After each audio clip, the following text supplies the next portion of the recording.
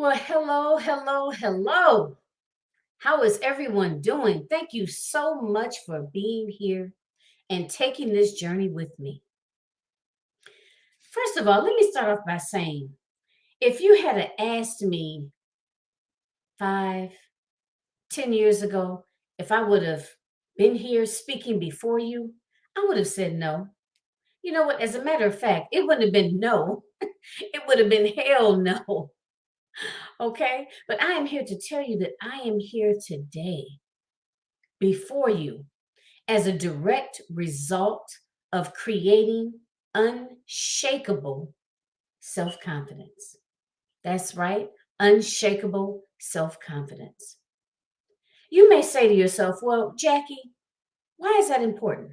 Why do I need to create unshakable self confidence? My big, bold promise to you is creating unshakable self confidence will create limitless possibilities in your personal as well as your professional life. Good evening, good morning, good day. My name is Jacqueline Kaba Harrison, and I am a confidence and success coach. I am also the executive channel producer of the Eight Queens Roundtable channel on the Women Win television network. I am also the host of Eight Queens Roundtable show, which happens every second and fourth Sunday of the month, as well as your host for Eight Queens Roundtable Leadership Symposium. And I am also an author. Last but not least, right? One of the reasons that I feel individuals do not actually achieve their goals, right?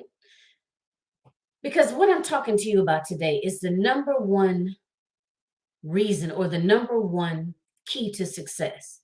The number one key to success. That's our topic for this evening.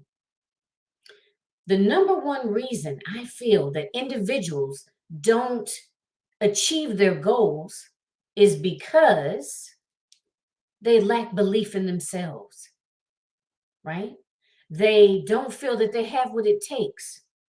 They're okay on the sidelines cheering other people on, right? And believe in them, believe in their dreams and their goals that they can do it. But when it comes to themselves, they don't believe that they have what it takes, right? They don't believe that they have the necessary skills in order to achieve their deepest desires. And I believe that is the number one reason people don't achieve their goals, or the number one reason that people don't succeed in business is because ultimately they don't believe in themselves. They don't believe in their abilities to be able to create and to manifest their deepest desires. So before we get too far off into this, let me tell you a little bit about myself. So I was born, or shall I say, I was born and raised in Michigan. I grew up in a two-parent household. I am the eldest of three. I'm the only girl. And I was a daddy's girl. Okay. I wanted to, it made me so happy to make my father happy. I wanted nothing more but to make my dad proud of me. I wanted him to be able to give me a pat on the back and say, hey, I'm proud of you. I guess I was daddy's little girl. I wanted him to be proud of me so much. I wanted him to be proud of me. I can't tell you how important that was to me. Being the only girl and being the eldest, right? Because it's like 6.5 years between myself and my younger brother. So I was definitely, definitely a daddy's girl and wanted nothing more to hear him say that he was proud of me. However, what I heard instead of I'm proud of you or daddy's proud of you, baby girl, what I would hear things such as, you're not really that smart. He used to call me Jack. You're not really that smart, Jack. So you're going to have to try 2 or 3 times harder than everyone else, right? In order to achieve the same goal. Why? Because you're not that smart. Oh, I'm not telling you you can't do it. You can do it, but you're just going to have to work much harder than everyone else. because you really don't have what it takes. So you're going to have to overcompensate. You're going to have to work hard. You're going to have to work extra hard, right? That's what I was told. That's what I grew up hearing. So over a period of time, what happened? I believed it. I began to internalize it, right? I didn't think anything of it because that's what I was used to hearing. So again, I was that person. I always felt that other people could achieve their goals, right? Whatever they wanted to manifest, whether it be a career, whether it be, having their own business, whether it's a successful marriage. I always believed that that was for someone else, that they had what it took in order to manifest that, but I didn't have it, right? Or if I wanted it, I had to try 2 or 3 times harder than everyone else. And even then, I had to stay within a box, right? I couldn't dream too big because I didn't want to disappoint myself. And he was trying to save me from being disappointed, right? He didn't want me to get my hopes up and think that I could achieve this and I could achieve that. That I could stay in that little box and there were certain things that I could do, and only if I tried 2 to 3 times harder than everyone else, right? So all through high school, through college, I kept waiting. I kept saying to myself, oh, well, if I get this degree, or no, let me back up. If I get this A in this class, maybe I'll hear something congratulatory. Maybe I get a pat on the back. When I got my associate's degree, I just knew that he was going to be proud of me. He was going to let me know that he was proud of me. I had done it. But no, didn't happen. When I got my bachelor's degree, I thought I was going to hear it. You did a good job. I'm proud of you. You got paper behind your name. No, never heard it. Never happened. I got my master's degree. It never happened. Right? So along the way, I decided that I had to create my own unshakable self-confidence. I had to do that. I had to create it for myself. I had to break out of that box and create my own unshakable self confidence, which is ultimately the belief in myself and my abilities. And if I can do it, you can do it too. So let's talk a little bit more about that. Creating unshakable self confidence. Unshakable self confidence is when you truly believe in yourself and your abilities to create whatever you can think of in here. Whatever your deepest desires are for your life, for your business, you can create it. You have the power and the tools to do it. That is what unshakable self confidence is. And I had to do that for myself. And again, if I can do it, you can do it too. Consistently, and the way that I did it is by consistently going outside of my comfort zone. Yes, I said it, consistently going outside of my comfort zone. And you hear coaches talk about it all the time. Get out of your comfort zone. Get out of your comfort zone. Get comfortable outside of your comfort zone. I'm here to tell you that is the number one.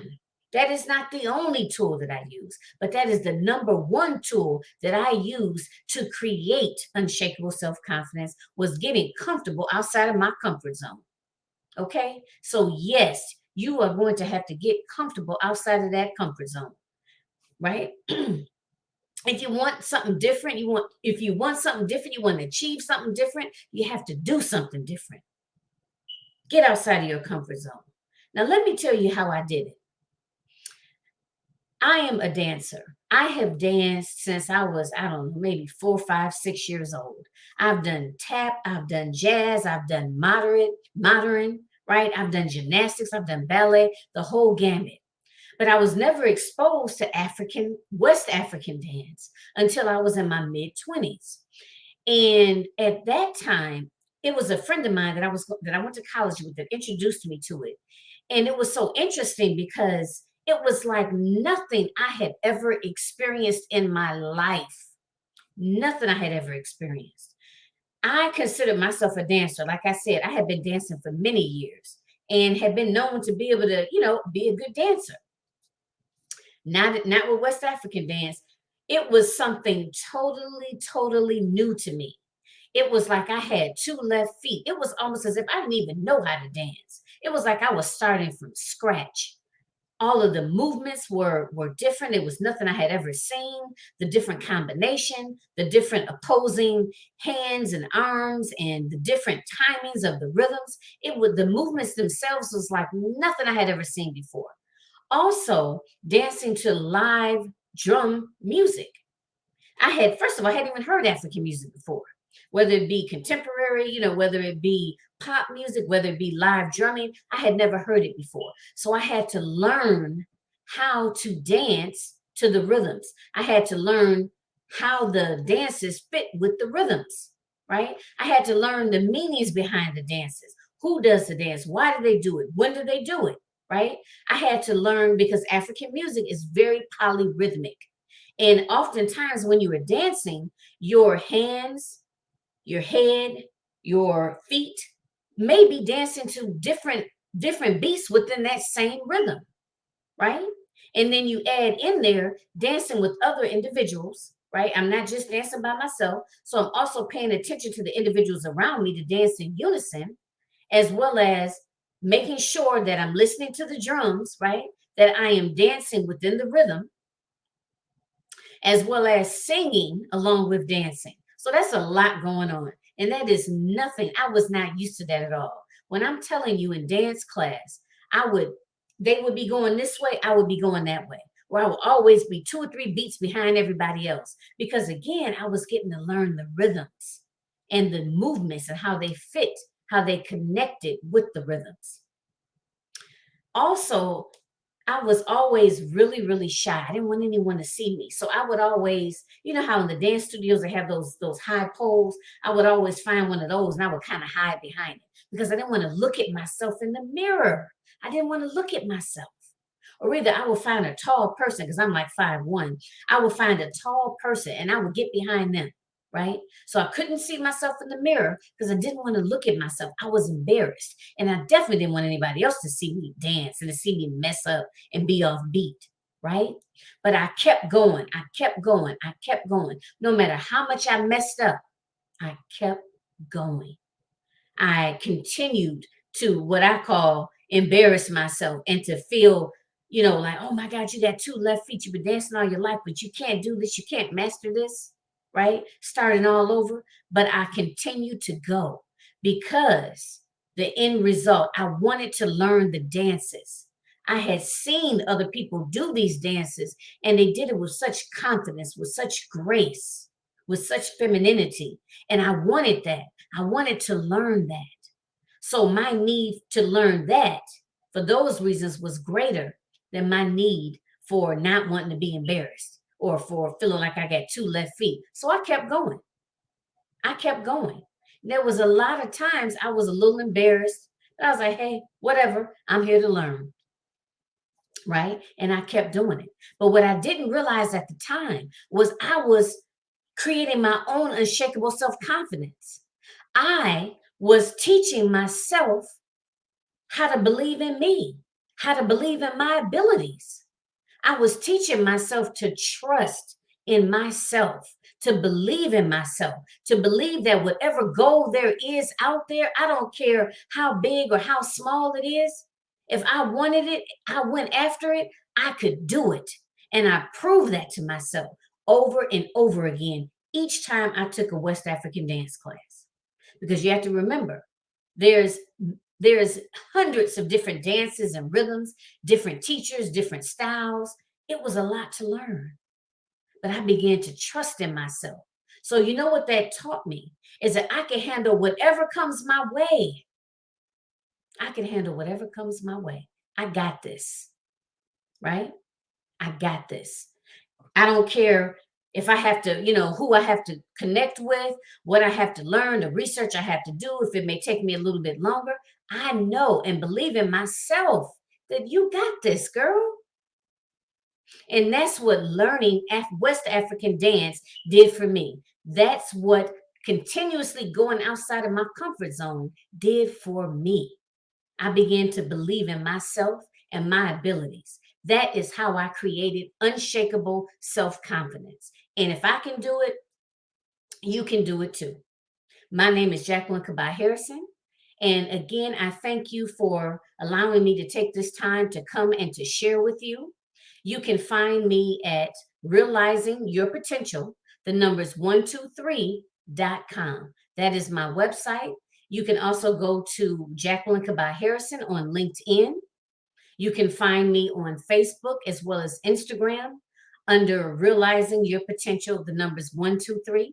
And I am also on Clubhouse at RYPLLC,